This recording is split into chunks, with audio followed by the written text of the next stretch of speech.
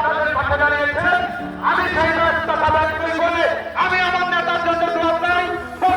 সকলের নাম বলবো।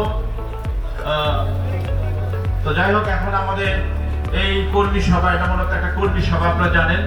ইতিমধ্যে এখানে উপস্থিত সকলের প্রতি রইল আমার শ্রদ্ধা ও সালাম। আসসালামু আলাইকুম। স্বাগত জানাই হেলালে ভূমিহীন হেলাল সমাজের নেতৃত্বে, রশিদ কাকার নেতৃত্বে, ইয়াসির কাকার নেতৃত্বে, আমাদের সেলিম সাহেবের নেতৃত্বে, আমাদের